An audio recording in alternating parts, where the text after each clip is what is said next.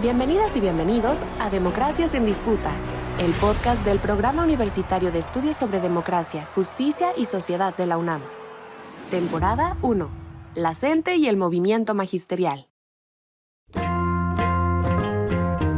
Hola, estimados y estimadas escuchas, bienvenidos a nuestra temporada número 1, La CENTE y el movimiento magisterial. El día de hoy les traemos el capítulo Maestros en el aula, mentores en la comunidad, reivindicando la labor docente. Yo soy Israel Jurado y les presento a mi querida compañera Yumil Sánchez. Bienvenida, Yumil. Muchísimas gracias, Israel. Hola, bienvenidos, bienvenidas a todos quienes nos escuchan este día en este espacio creado para entender el movimiento magisterial y su papel en su lucha por la democratización del país y en la voz de sus protagonistas. Y bueno, precisamente el día de ayer conmemoramos el Día del Maestro. Y bueno, Isra, ¿por qué es importante conmemorar el Día del Maestro? Pues, ¿por qué más, Yumil? Pues los maestros nos han acompañado desde nuestra infancia, ¿no? La escuela se vuelve nuestro segundo hogar, ¿no?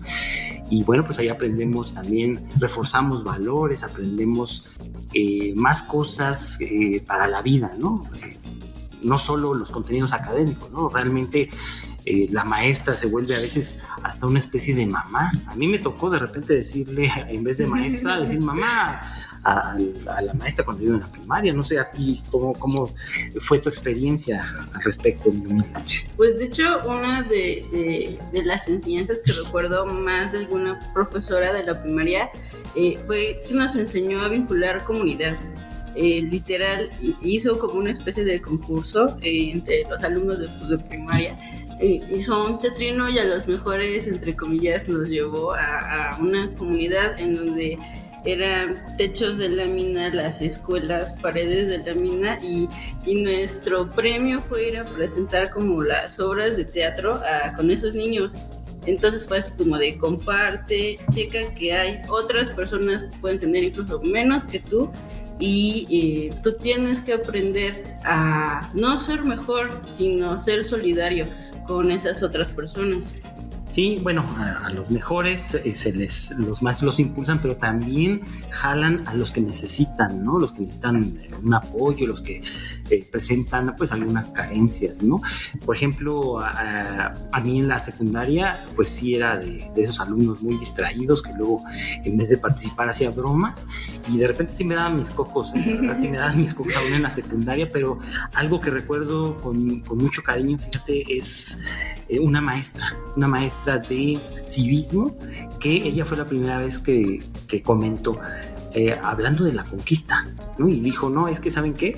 En realidad la conquista duró muchos años, o sea, había pueblos que duraban años en armas, ¿no? Resistiendo, y lo único que permitió que se construyera la paz, pues fue que los procesos de evangelización, ¿no? Entonces, eso a mí me dejó marcado desde la secundaria, la verdad. Wow. Y a partir de eso, yo creo que fui ahí hilando algunos otros intereses por los cuales terminé pues estudiando lo que estudié. Así es, Yumil. Pues para saber más sobre este tema, vamos a contar hoy con la presencia de un profesor. ¿Qué te parece? Perfecto. El día de hoy escucharemos la entrevista con el profesor Heriberto Magariño de la sección 22 de Oaxaca, quien nos compartió sus experiencias, así que quédense con nosotros. Muy buenos días, maestro. Muchas gracias por estar aquí con nosotros. Buenos días. Gusto es mío. Y Muchas estamos... gracias. Sí.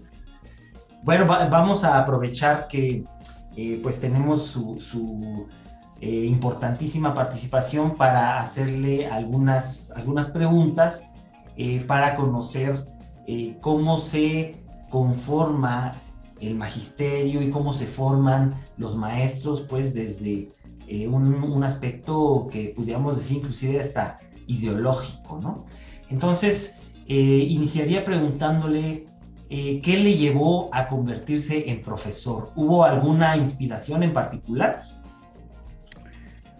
Pues sí, porque, bueno, más que nada, la situación educativa aquí en Oaxaca está muy, muy marginada, muy, muy mal. Entonces, pues al principio yo no tenía la idea de trabajar dentro de magisterio. no tenía la idea, porque yo me dedicaba aparte de que estudiaba, me dedicaba a trabajar en otras cosas.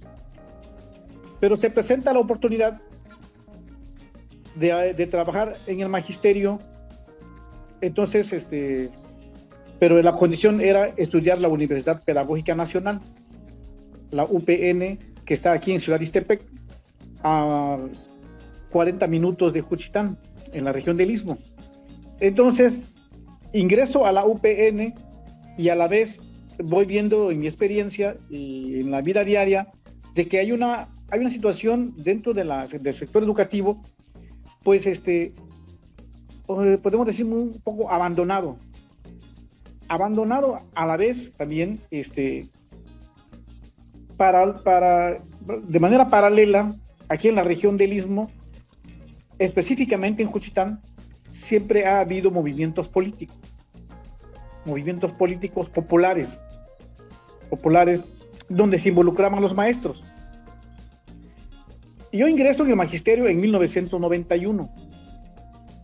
Precisamente había una efervescencia en el magisterio en la sesión 22 y había movimientos populares. Entonces yo ingreso y a partir de ahí, pues yo empiezo a trabajar en la Sierra Mije Zapoteca, en una zona extremadamente marginada, en donde pocos maestros iban. Llegaban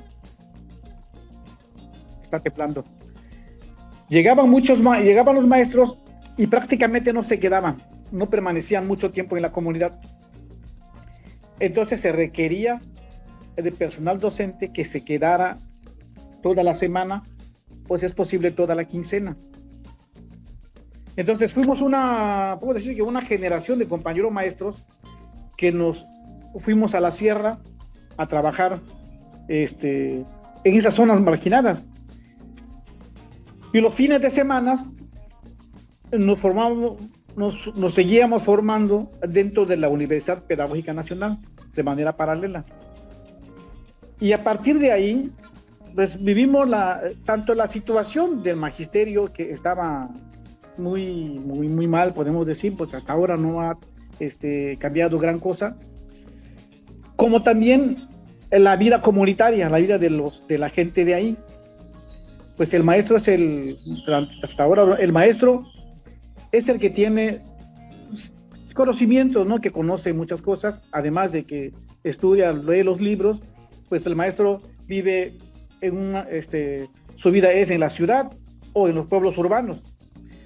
Bueno, entonces fue una experiencia tanto en el magisterio como alumno docente y también dentro de la comunidad. Entonces, lo fui viendo de que había no tanto una necesidad de trabajar como maestro, sino de seguir organizando a la gente, porque ya la 22 ya estaba funcionando, la sesión 22 y la coordinadora ya estaban, en 1991 sí. Ya estaban, ya tenía una trayectoria la sesión 22 y la coordinadora, ya había, pues había una organización. Entonces yo, pues ingreso en el magisterio en el 91 y también dentro de las movilizaciones de la sesión 22, dentro de la CENTE, pues y empezamos a organizar a los maestros y sobre todo a las comunidades en las zonas marginadas. Pues eso lo empezamos a hacer desde un inicio, siempre buscando la forma de tanto apoyar a la comunidad como seguir consolidando la lucha magisterial. Es como una inspiración de justicia social, por la justicia social, ¿no? Sí, pues se puede entender así como viendo las injusticias, uno piensa, pues, tiene que hacer algo por democratizar, porque en la zona donde hemos trabajado siempre han sido zonas caciquiles.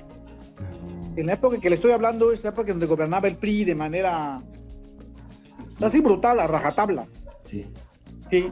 Bueno, entonces teníamos que organizar, por ejemplo, en esa época, 94, cuando surge el ZLN, por ejemplo, Por ejemplo, ahí cualquier maestro que llevara alguna propaganda o algo parecido a una propaganda del EZLN, pues era perseguido, era pues castigado, era señalado en las zonas rurales. Bueno, porque pues en las zonas rurales era un lugar en donde el PRI automáticamente ganaba y eran los que ponían y quitaban gobierno, ¿no? Dentro del PRI. Bueno, entonces cuando surge el EZLN, pues yo ya llevaba unos años trabajando, entonces se dijo, y la sesión 22 retomó las demandas del EZ, retomó las demandas, y nos pidieron en una asamblea estatal de la 22 de apoyar, donde quiera que estuviéramos, apoyar la lucha de los zapatistas. Ahí los que teníamos cierto grado de conciencia de clase o conciencia educacional, los que podíamos distinguir, bueno, porque el ZLN tuvo muchos enemigos, ¿no? Ideológicos. Sí. Entonces dijimos, no, pues los que teníamos conciencia y sabíamos de que podíamos hacer algo, pues era el momento. Era el momento de apoyar, y yo estuve involucrado en ese proceso, incluso participé en el proceso de se desarmaba o no se desarmaba el ZLN. Se recuerda que es una consulta, no me acuerdo qué año, se impulsó una consulta si seguían manteniendo en armas o deponían las armas. Entonces un maestro y un servidor instalamos una mesa en una comunidad rural donde había caciques y gente armada. Instalamos una mesa de consulta y la gente votó. Ganó la propuesta de que se siga manteniendo en arma el ZLN en un pequeño margen, no me acuerdo, pero un pequeño margen. Pero sí hicimos un trabajo, pero yo reconozco, ese trabajo es el que hace el maestro de la 22 o los maestros que tenemos conciencia dentro de la ciudad 22 y dentro de la coordinadora. Maestro, me es muy interesante este comentario que acaba de mencionar, porque permítame preguntarle, entonces en esa consulta, ahí en esa comunidad rural donde participó, ¿cuál fue la tendencia? O sea, la gente ¿por qué votó? ¿Porque sí se mantuviera en armas el EZ? Sí. ¿Es nada más, no? O sea, hay una conciencia de la necesidad de defender los derechos que le habían sido negados a los campesinos e indígenas durante décadas por los malos gobiernos. Pues de las armas. Sí, y a pesar de que había mucha presión de que la gente no fuera a votar, porque la gente normalmente, pues si hasta ahora la gente va a votar, al menos que no le den algún dinero o un apoyo, pero en ese entonces, porque también el maestro, la sesión 22 y la CENTE, habíamos hecho un trabajo de concientización en las comunidades rurales, o sea, en todo México. Y las demandas de los zapatistas, pues eran unas demandas justas, muy, muy justas. Entonces eso fue lo que nosotros le fuimos diciendo, y como también debemos de mencionar aquí, como también en las comunidades hay maestros de ahí, nacidos ahí, trabajando ahí.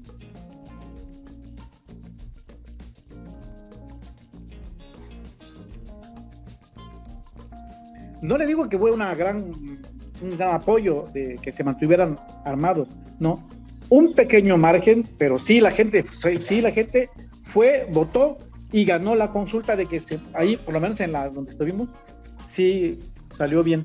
Ese es el trabajo que viene haciendo la sesión 22, quiero decir, desde sus orígenes.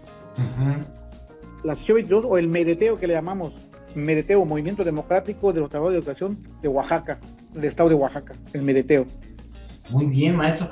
Y fíjese que usted al mencionar todo esto, pues evidentemente muestra una profunda conciencia social, una conciencia política y en torno a todas estas pues disputas que se dan, que se han dado pues en los territorios por unas élites, por mantener su dominación, su hegemonía bajo estas formas caciquiles, y por otro lado, la gente, las comunidades, por liberarse de esas circunstancias. Y para todo esto hubo impactos en su formación como maestro. Yo quisiera preguntarle, por ejemplo, ¿qué papel jugaron en este impacto sus propios maestros cuando usted fue estudiante, antes de que se creara la misma, me imagino yo, la misma CENTE, ¿no? Bueno, como los compañeros estudiantes, pues yo le vuelvo a decir, como aquí en Juchitán, en la región del Istmo, o sea, yo siento que aquí ha habido un grado de conciencia de clase o un grado de conciencia de la realidad, ajá, porque hay una aquí en Juchitán, específicamente en Juchitán, donde yo vivo, donde yo nací, surgió un movimiento en la época de los 70, la Coalición Obrera Campesina Estudiantil del Istmo, la COSEI. Ajá. Entonces, la COSEI surge en los 60, 70, surge la COSEI con fuertes demandas de la defensa del campesinado, salario justo, incluso expropiaciones de tierra de caciques. Para mí eso generó una conciencia en los jóvenes, en nosotros, en los jóvenes. Entonces, tanto en mi caso como en el caso de mis generaciones, de los compañeros maestros, había un grado de conciencia y pues compartíamos las mismas inquietudes. Y ya teníamos identificado, podemos decir, al enemigo, que eran los caciques, el gobierno, el PRI, los charros. Ya podíamos distinguir quién es bueno y quién es malo. Pero nos sirvió, yo pienso que la conciencia que adquirimos a partir de la lucha que se dio aquí, porque si mal no recuerdo, en 1981, cuando la COSEI gana el municipio de Juchitán, según la historia, aquí fue el primer ayuntamiento popular después de la revolución de 1910. Aquí fue el primer municipio donde perdió el PRI. Entonces se ha dado una lucha frontal contra los caciques priistas. Entonces eso permitió de que los jóvenes que éramos en ese entonces adquiriéramos una conciencia de clase, y donde quiera que fuéramos ya llevábamos algo de conciencia y ya pudiéramos hacer algún trabajo político organizativo, en este caso pues para la 22. Muy bien, esto es una información clave, ¿no? Porque justamente la conciencia del maestro ligada con un proceso político igual de ruptura con las viejas estructuras de dominación, ¿no? Que en este caso los presidentes municipales siempre del PRI, siempre el partido oficial, siempre ganando, ¿no? Con votos hasta de los difuntos. Así es. Maestro, y por ejemplo, a partir de todo esto que has comentado, ¿cómo consideras que contribuyes a la construcción de la sociedad mexicana hoy, actualmente, con tu quehacer? Bueno, yo creo que primeramente con el trabajo de docente. Con el trabajo de docente, con mis alumnos, en primer lugar con mis alumnos, de tratar de hacer un trabajo de formar jóvenes o ciudadanos con una visión de las cosas, de la realidad, tampoco imponer una ideología, ¿no? Sino que y que se vayan educando, para mí que se vayan educando de una manera que vayan viendo la realidad donde se van desenvolviendo, donde van viviendo. También dentro de la escuela, con los padres de familia, como la sesión 22, ahí las decisiones se toman en asambleas, se elaboran documentos políticos, de formación política. Entonces, nosotros lo tenemos que trasladar, esta formación o esta educación política, lo tenemos que trasladar a las asambleas de padres de familia. Pues uno contribuye también en eso. Tenemos que darle una explicación a los padres de familia, por ejemplo, de una situación, por poner un ejemplo, aquí, por ejemplo, la guerra de Rusia-Ucrania, por ejemplo. Bueno, hay padres de familia que preguntan, bueno, ¿qué está pasando? Entonces uno ya busca la manera de explicar este tipo de fenómenos. O cuando hay una una elevada costo de los artículos de primera necesidad, que porque sube la gasolina, por ejemplo. Bueno, entonces nosotros tenemos que decirle a la asamblea, a la comunidad escolar, de que, bueno, es que hay un incremento en el costo de la gasolina por el traslado, por el incremento de las materias primas, o porque se importa de una nación a otra nación, en fin. Bueno, dice, bueno, pero también tenemos gasolina. Por ejemplo, vivo en Juchitán, pero yo trabajo en Salina Cruz, que es una zona petrolera. Bueno, dicen los padres de familia, bueno, pero si aquí tenemos el petróleo, ¿por qué pagamos gasolina cara si tenemos petróleo? Ahí va la explicación. Los que administran nuestros recursos naturales no hacen un trabajo justo. Se quedan con la mayor parte del dinero, de los beneficios, los venden y lo que sale de las ganancias se les queda a ellos, no lo distribuyen debidamente a la población. Entonces, con eso vamos haciendo ya un trabajo de conciencia, un trabajo pues, educativo y de formación a los padres de familia. Y eso nos ha permitido que tengamos el apoyo de ellos cuando hemos ido a las movilizaciones. El maestro que no hace un trabajo así,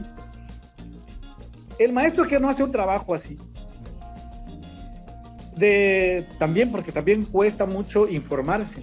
No nada más es retomar los documentos de orientación de la sección 22 de la CENTE, sino uno también tiene que darse su tiempo para informarse, a la vez informar a los padres de familia, porque los padres de familia también están informados, profesionistas, etcétera, pero no tienen una orientación política, no ven, muchas veces no ven las cosas como las vemos nosotros.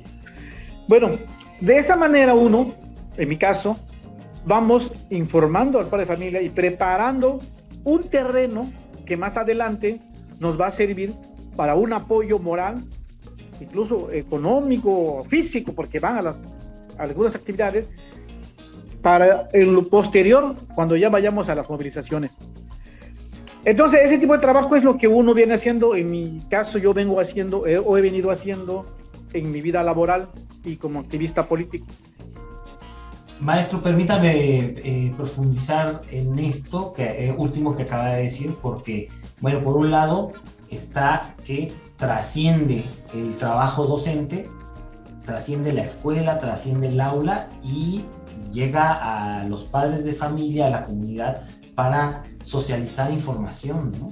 Porque la gente pues solamente está expuesta a los medios de comunicación privados y ellos tienen su propia narrativa. Y es muy importante que conozcan otros puntos de vista, como usted lo acaba de comentar, ¿no? Y sobre todo si son críticos, ¿no? Que mejor. Esa es una forma de interactuar con la comunidad. Para llegar a esta profundización, quisiera preguntarle, además, ¿qué otras actividades llegan a hacer los maestros para involucrarse aún más con las comunidades y, por ejemplo, lograr estos apoyos que comenta cuando se llega a la necesidad de las movilizaciones, ¿no? Que sabemos que las diferentes secciones son apoyadas por las comunidades. ¿Qué más hacen los maestros? Bueno, el maestro primario, como uno debe de saber, aparte del trabajo que he comentado, el trabajo docente en el aula, pues también hacemos trabajo, por ejemplo, cuando se requiere de hacer algún tequio. Por ejemplo, cuando se requiere de que se va a construir un aula, un salón de clases, o que se ha remontado el patio de la escuela y que el comité de padres de familia llame a tequios, a limpiar la escuela, a pintar la escuela, a derribar una pared que ya está decayendo, desgastando, o ir a ayudar a construir, pues llaman a tequios, pues ahí vamos nosotros. Yo he ido, la gente que yo conozco, maestros que yo conozco, hemos ido de esa manera a colaborar con la comunidad, dando tequios junto con los padres de familia. Además de que damos tequios los fines de semana, porque los tequios tienen que hacer los fines de semana o en las tardes después de clase. Además de eso, pues el maestro tiene que preparar también actividades escolares o festivales, por ejemplo, el Día de las Madres, el Día del Niño, cierre de ciclo escolar, pues ahí involucramos a los padres de familia y a toda la comunidad escolar. Ahí, pues, están viendo nuestra presencia, están viendo también ahí pues, el apoyo del maestro, pues, entonces, estos aspectos nos van dando también una presencia ante los padres de familia. Muy bien, maestro. Y no sé si usted quisiera agregar alguna otra temática. Esta charla va fundamentalmente en torno a ese rol que cumplen los maestros frente a, no solo frente al grupo, sino con las comunidades donde desenvuelven su trabajo y su interacción, ¿no? Más allá del proceso de enseñanza-aprendizaje básico, ¿no? Que es parte de lo que usted ya nos ha comentado. Pero además, si hay alguna otra temática, algún otro aspecto que se nos haya pasado y que usted considere que pueda ayudar a caracterizar este papel, ¿no? del maestro, o algún otro tema también. Bueno, quizá otro aspecto es la gestión. Uh-huh. Hacer gestiones, por ejemplo, aquí voy a puntualizar algo. Como el presupuesto que se destina a la educación no es suficiente, normalmente se queda el gasto sobre los padres de familia. Por eso, en casi todas las escuelas, por lo menos donde yo conozco, en primarias, se pide una cooperación para las inscripciones, que no debería de ser, porque es gratuita la educación, laica, gratuita y obligatoria, como dice la ley. Sin embargo, el presupuesto que destina, o que han destinado hasta ahorita con López Obrador, el presupuesto que han destinado a la educación ha sido muy baja, muy escasa. Entonces, ¿qué hace el maestro ahí? Entonces se tiene que gestionar ante las autoridades locales o estatales, hacer gestiones, acompañar al comité de padre de familia a gestionar mejoras, elaborar solicitudes. Por ejemplo, en Feinacruz, las solicitudes se meten, por ejemplo, en la refinería de Pemex, del ayuntamiento municipal, o es hasta con el gobernador, o con algunas empresas privadas. Bueno, otra de las cosas que hace el maestro es apoyar a las gestiones para mejora escolar. Es otra de las cosas que hace el maestro. Y bueno, otro también, por ejemplo, que se ha impulsado el PTEO, el Plan para la Transformación de la Educación de Oaxaca, con el PTEO. Bueno, ¿qué otra cosa se puede hacer que hace el maestro? Es, por ejemplo, rescatar los usos y costumbres, las tradiciones. Por ejemplo, aquí en la región que se habla la lengua zapoteca, bueno, el maestro implementa talleres de zapoteco, porque ya las generaciones, los jóvenes, los niños, casi ya no hablan el zapoteco, la lengua materna. Entonces el maestro tiene que hacer un trabajo extraescolar, implementando talleres para rescatar la lengua. Pero eso tiene que hacer, es un trabajo fuera de la escuela, en la tarde o un fin de semana. O rescatando los juegos tradicionales. O también las costumbres. Por ejemplo, aquí en Todos Santos, aquí en la región o en Juchitán, se hace de manera diferente a otras regiones. Aquí se lleva a cabo un altar de tipo precolombino. No es un altar tradicional con escaleras o cosas así que dejaron los españoles como herencia, no. Sino acá se hace un altar precolombino, antes de Colón, no antes de los españoles. Bueno, el maestro, nosotros lo hemos impulsado allá en donde yo trabajo. Llamamos a los niños y los señores para hacer talleres de elaboración de un altar precolombino, de un altar de la época de nuestra gente antigua, ¿no? Entonces todo este trabajo ya no es un trabajo meramente escolar, sino es un trabajo ya fuera, extra. Todo eso quizás hay más, no me acuerdo ahorita, pero así hemos venido trabajando, muchos maestros de nosotros, muchos maestros de Oaxaca, así hemos venido trabajando en las comunidades.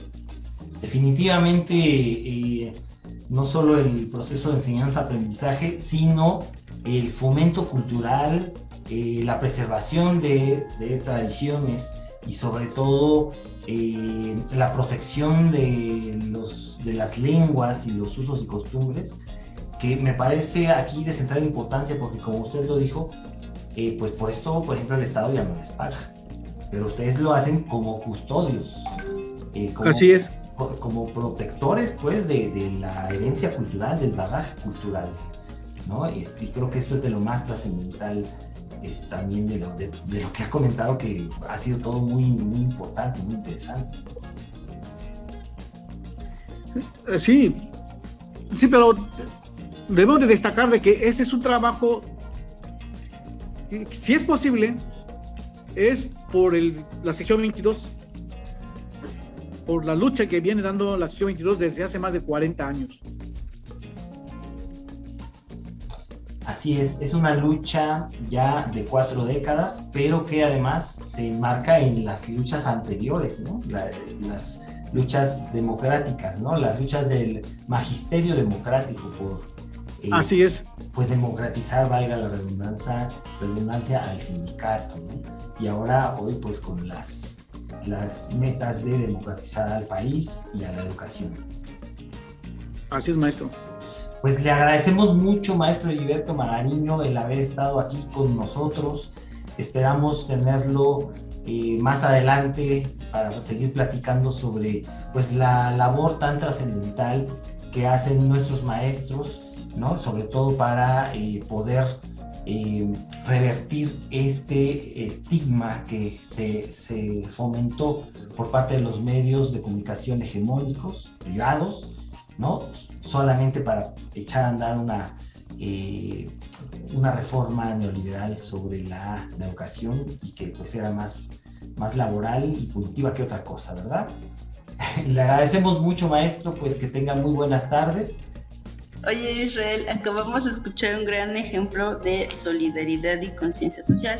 ¿Qué te pareció lo que dijo el profesor de la sección 22? Pues profundas palabras del maestro. La verdad es que muchas veces no nos damos una idea de todo lo que está detrás de su trabajo, de sus formas de organización, de su movilización inclusive, ¿no? La verdad es que los maestros representan también pues una ideología, ¿no? Y una ideología que transmiten a sus alumnos y que busca construir pues una comunidad, ¿no? Solidaridad entre las personas, entre el mismo tejido social. A mí me parece que la labor de los maestros y todo esto que nos ha contado el profesor Heriberto ayuda a cambiar la narrativa a la que estábamos acostumbrados. ¿Recuerdas que los medios de comunicación estuvieron mucho tiempo estigmatizando a los profesores, que por qué hacen una marcha, que por qué hacen un plantón, cuando realmente pues están dando una lucha, ¿no? Una lucha que inicia desde el aula, desde el momento en que están dando clases. ¿Cierto, Yumi? Pues sí, inclusive no es únicamente fines que persigan solo para ellos, porque dentro de las comunidades que ellos trabajan, como bien pudimos escuchar, ellos tejen lazos en la comunidad. Entonces hay un recíproco de la comunidad hacia la escuela y el profesor, y del profesor hacia la comunidad. Entonces es un tejido social que se va formando, es una alimentación que puede observar. Si llega a haber alguna necesidad, no solamente va a accionar el profesor, sino va a accionar la comunidad entera.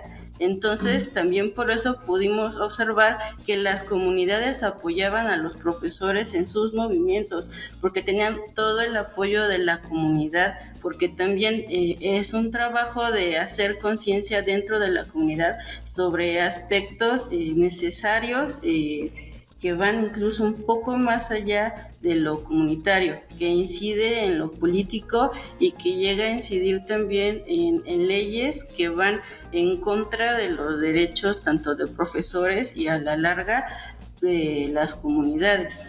Así es, Yumil. Yo creo que es la defensa de la educación, ¿no? La defensa de una forma de concebir la educación y que pues realmente estas propuestas que tienen los maestros dejan una enseñanza muy importante, ¿no? Y que es la solidaridad, ¿no? Que es el vernos en colectivo, ¿no? La cooperación, y que se contrapone de forma muy importante con otros modelos, ¿no? Que son más individualistas, más competitivos, ¿no? Y que tendrán sus ventajas. Pero yo creo que algo que nos sirve mucho a las sociedades en México es precisamente esta visión de lo colectivo, ¿no? Y bueno, pues con esto hemos llegado al final de este espacio de Democracia en Disputa. Recuerden que en cada emisión daremos voz a los hombres y mujeres que con su historia de vida, con sus luchas, con sus enseñanzas, nos permitirán comprender la importancia que las y los maestros tienen y han tenido históricamente para la sociedad en México. Les recordamos en nuestro amable auditorio que si quieren conocer más sobre este y otros temas, les invitamos a conocer la plataforma digital interactiva Culturas Políticas y Magisterio Democrático en México, que pueden visitar en la página electrónica del Programa Universitario de Estudios sobre Democracia, Justicia y Sociedad de la UNAM. En www.puets.unam/Magisterio Democrático. Mil gracias a todos. Nos escuchamos en el próximo capítulo. Este podcast es parte del proyecto de investigación sobre culturas políticas y democracia realizado en el Programa Universitario de Estudios sobre Democracia, Justicia y Sociedad de la UNAM con el generoso apoyo del Consejo Nacional de Ciencia y Tecnología CONACYT. Visita la página puets.unam.mx/magisterio-democrático y síguenos en nuestras redes como @puetsunam. Gracias por escucharnos. Te esperamos en nuestro siguiente episodio.